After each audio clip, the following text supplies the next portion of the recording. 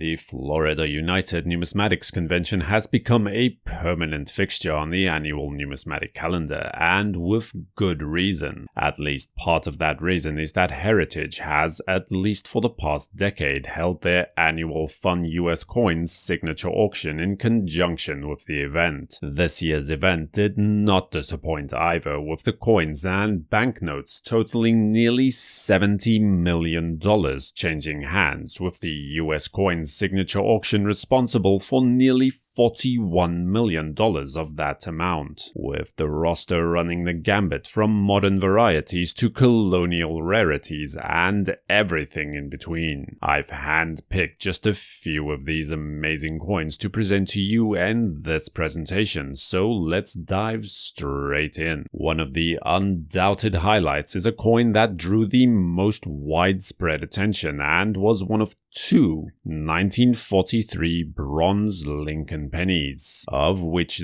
this coin was the significantly scarcer, hailing from the San Francisco Mint, with only 6 coins absolutely confirmed to exist, struck on a bronze planchet instead of the usual steel produced in that same year. The coin's very existence was denied by the Mint for nearly 20 years. Housed in an NGC holder at a grade of AU58, the coin was sold for $228,000. There can be no mistaking, however, that the star of the show was the 1880 flowing hair Stella. The coin is an absolute prime example of this $4 gold coin, of which only 18 have been confirmed to survive to this day. Stellas are always memorable, but this coin stole the show when it closed for $750,000. This 1838 half-dollar coin remained a numismatic mystery for decades after its original minting, with official mint records reflecting no such coins being minted whatsoever. Only years later was it discovered that coins from the New Orleans Mint were actually minted in 1839 instead, and only then were about 20 or so coins produced, with maybe half of them still surviving to this day. It is therefore understandable that this example at a grade of proof 63 from PCGS managed to sell for $444,000. An exceedingly rare proof mintage of the 1838 quarter dollar was also presented. At a grade of proof 65 cameo, this stands as one of the finest of 8 known coins. This CAC approved coin displays remarkable toning for the period and managed to raise $168,000 at the event. Out of an impressive roster of coronet double eagles on offer, this 1870 Carson City coin, the first mintage for the mint mark, was surely the proverbial belle of the ball. The given grade of XF45 should not be dismissed by any means either, as the coin is unknown in mint state grades, and the finest known example existing at only 10 points higher on the Sheldon scale. This coin was sold for $300,000. One of the most sought-after coins in American numismatics is the 1793 chain cent. As one of the first coins struck at the newly established US Mint in Philadelphia, they hold a special place in American numismatic history. This Sheldon II variety has a grade of MS63 brown from PCGS and a green CAC seal, and managed to sell for $300,000. In conjunction with the chain's large cent coins, the Liberty Cap half-cent coins were also actually mandated by law to be the first coins from the new mint to enter circulation in 1793. This specimen represents what is today a virtually flawless example of one such coin, obtaining a grade of MS65 brown from PCGS as it sold for $240,000.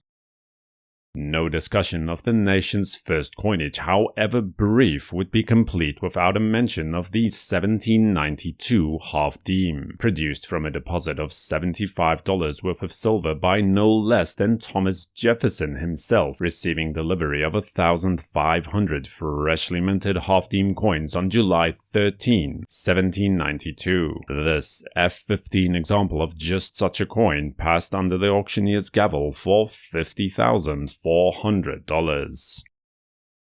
One of the more exquisite gold coins on offer was the 1795 Large Eagle gold coin. This is a prime example of the type in an early die state, displaying the characteristic die crack on the coin's reverse across the word America, adorned with a green CAC seal in a PCGS secure holder for a grade of MS62+. The coin managed to raise $276,000.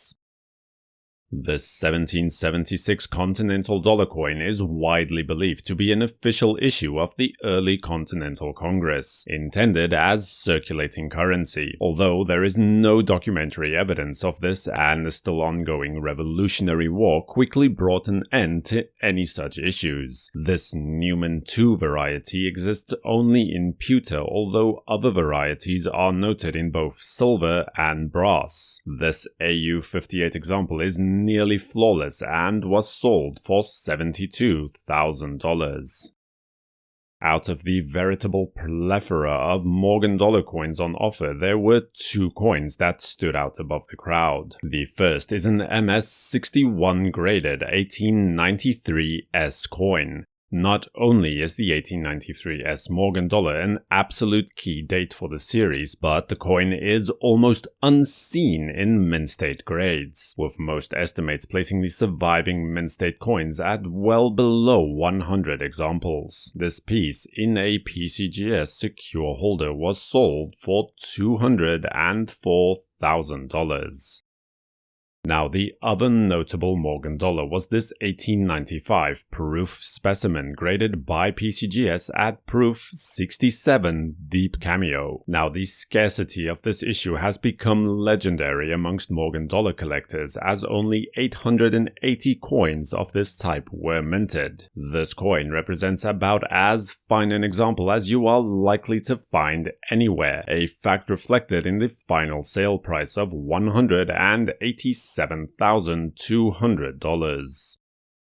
Now, a number of more unusual coins were also on offer at the event. One that stood out to my eye at least was this 1849 Oregon Territory gold $5 coin, known colloquially as a beaver coin. There were about 6,000 of these issued by the Oregon Exchange Company in 1849, intended as general circulating currency. However, most of these were either melted down or exchanged for reminting at the San Francisco Mint after it opened in 1854. Graded by PCGS at XF40, it sold for $66,000.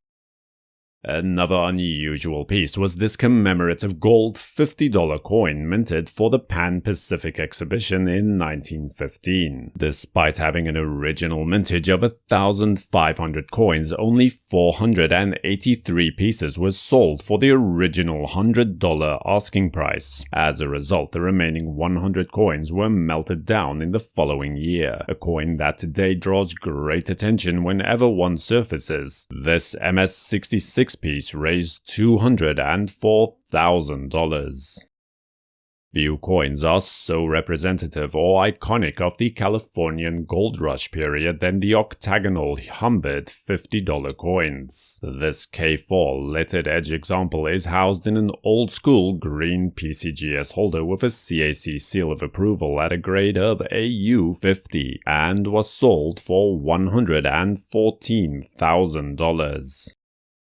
Moving away from the more esoteric for now and into more familiar territory for most collectors, we see a remarkably well-preserved 1916 D Mercury dime. At a meager mintage of only 264,000, it is the lowest mintage issue for the entire series. Displaying subtle but attractive toning, the coin is graded at MS67 with full bands and reached $96,000 at auction.